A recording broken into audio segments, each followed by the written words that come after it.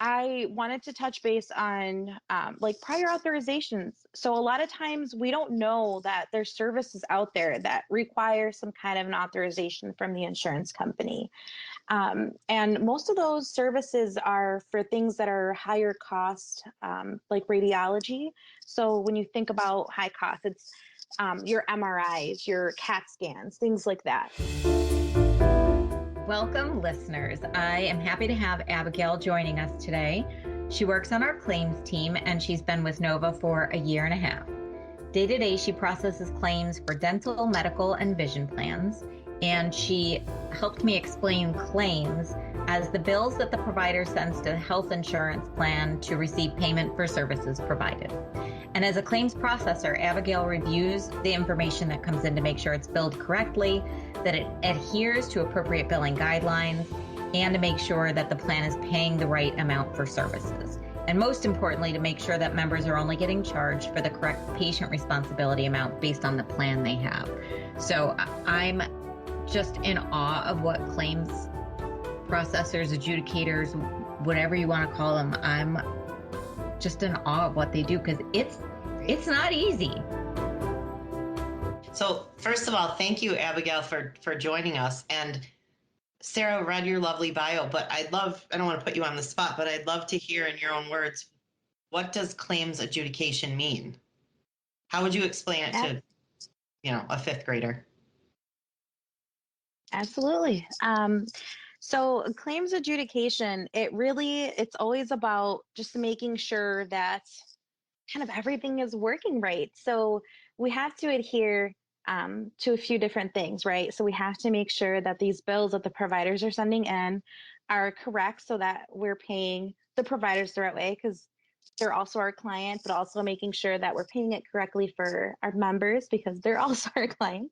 And just making sure that everything is working appropriately and functionally appropriately. We have some things that we have to adhere to as well, from the government. So you might hear things like Medicare or CMS guidelines, and we have to make sure that the claims are also appropriately being billed and going in accordance with those billing guidelines. So we have to make a few different people happy, and we have to make sure that everything is reviewed, looked over, and that it's all functioning right. Like Sherlock Holmes. Yeah. Yes. And Mary Poppins. Yes. So before every episode, we share 3 questions with our guests. We ask them to answer one. What is something you've learned that has been so helpful you tell everyone about? What have you learned because something went so badly you warn others? And given what you do, what do your friends and family always come to you for advice about? So something that, that's gone badly, situations that have gone badly for me in the past, and what I warn others about. I wanted to touch base on like prior authorizations. So a lot of times we don't know that there's services out there that require some kind of an authorization from the insurance company. And most of those services are for things that are higher cost, like radiology. So when you think about high cost, it's your MRIs, your CAT scans, things like that. Also, some surgical procedures. So it's always a really good idea to just touch base with your customer service department before you're going to go in and have a bigger procedure like that, and just make sure that, hey, does this require an authorization? And then have that conversation with your provider to make sure that, the authorization's all set on both ends with their office and with the health insurance company, so that when you go and you get that service done, you don't have the headache of getting, bills from the provider's office or explanation of benefits from the health insurance company telling you that your claim's denied, needing medical records, things like that. So it's always just a good idea just to touch base with your health insurance company, just to make sure that, you're all set before you go in for any of those types of services. Well, and don't you feel, Jolene, like it's not something before you worked in healthcare that you would have thought about? If the doctor says you need to have these things, you assume maybe that they're covered or don't think about the cost of those things. So you go and get them done, and then Abigail gets the claim. And she's Right. like, oh no, that needed prior auth. Like, why didn't anyone tell me? Absolutely. But now, because it's a part of the language of the job, I feel like you're aware in a different way. That's why I feel like that's such a good, like, just a good practice. So you also made a couple other points of a couple other things that you've learned. Yes. So something else that I learned, and this happens more often, I noticed with lab claims or with ambulance claims, is the claim does not always go to the insurance company. So you have to think when you're, usually when somebody's going in an ambulance ride, right? Like they sometimes they might not even be conscious enough to give the provider, or I should say the EMTs, the information for health insurance. So a lot of the times you'll get a bill in the mail, months down the road or a couple weeks after with the entire amount for your ride. So you just want to make sure that those claims are getting sent into the health insurance company. So my best advice would be if you get something in the mail from any provider, regardless of what kind of service they provide. And it's a pretty hefty amount. And, you're questioning it like, why is this so expensive? Why do I owe so much money?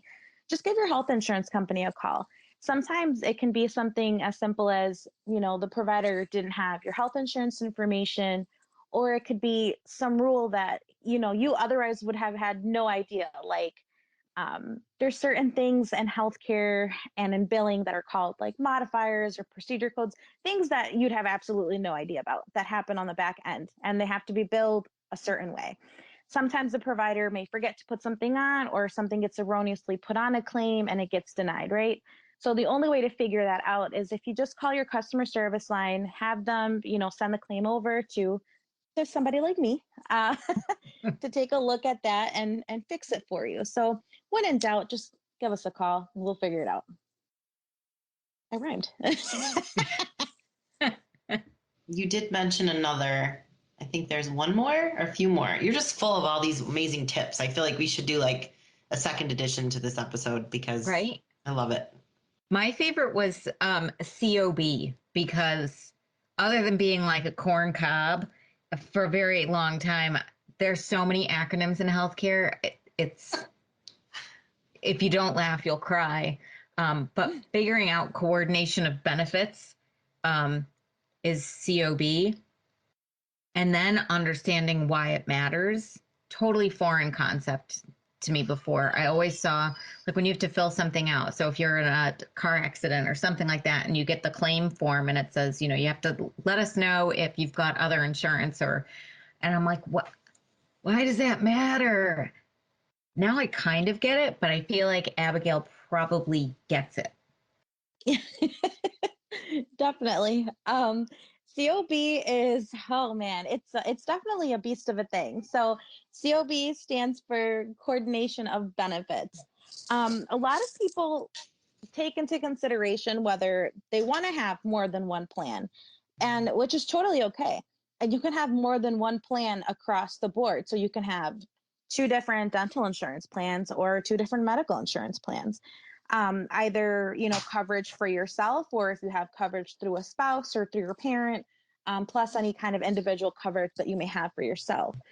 So there are a lot of rules that go behind coordination of benefits. And the health insurance companies typically will figure that out, like with each other, or if it's something simple enough where we can just ask you, the effective date of each plan, we then figure out who's the primary payer and then who's the secondary payer. So if you're ever considering, having two different plans to maybe save some money somewhere, because you're going to have, like, for example, that you're planning on having a baby, and your first health insurance plan may be something like a high deductible plan, and then you choose to have a second plan and it's a copay plan. So a lot of people do that because the second plan will then pay out the deductible from the initial plan that they have. So the only patient responsibility they're left with having is a copay. That's just one scenario. It doesn't always play out that way either. It depends on the rules. So it's definitely something that when it's open enrollment time, you really want to sit down and you want to think about it. And my best advice would be to call the health insurance plan as well. So usually you can speak to somebody in either customer service or somebody on the sales team or on the coordination of benefits team. And we all work together to figure out what those benefits for that new year are going to look like. And then if you have another plan in mind that you may want to also have, definitely bring it up. And then we can tell you how those plans would end up interacting with each other. And if it's something that financially makes sense, you might end up saving money by not having another plan and paying out a whole nother premium, or you might save money depending on the kind of services you're going to have that year because of how those plans coordinate with each other. That's a great point because life happens, right? So year to year, you don't have to always keep that same plan. So if you just have a conversation about what, if you're having a baby or surgery or what have you, you can have that conversation with the representative who can kind of guide you in that way. So that's a great tip. The only thing I keep thinking is like I'm at dinner with my husband and we both have access to the same credit card and we're like, who's paying? It's important to know. Absolutely. COB is hard.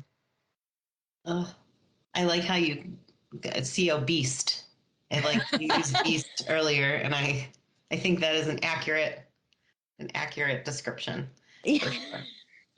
It definitely is. COB gets really complicated sometimes, especially when something's involved like a court case. Sometimes those kinds of things also determine who's going to be the primary plan versus who's going to be secondary. And then it's our job to investigate and figure out, okay, like Sarah was saying, who's paying? Because, Yeah. Things can get hung up for a long time until we can figure out what's going on. Well, thank you for all of these amazing tidbits, Abigail. Again, I think we need to have you on again to just keep talking more and more about all of these things because, again, if you don't know, you don't know, and there's a lot to learn. This podcast is brought to you by Nova Healthcare Administrators. Why did they let us do this? Because at the end of the day, every Nova associate is driven to do what is right. We want what's best for our clients and their members, and we do a great job sharing what we learn with each other. Between our colleagues and business partners, we know a lot of kind, smart, and thoughtful people who we convince to share their tips with you. And don't forget to leave us a review. Give us a like or subscribe, but most importantly, please share. We'll find the insiders and you share it with the outsiders. You can find our podcast on Apple Podcasts, Spotify, and pretty much wherever you're finding podcasts.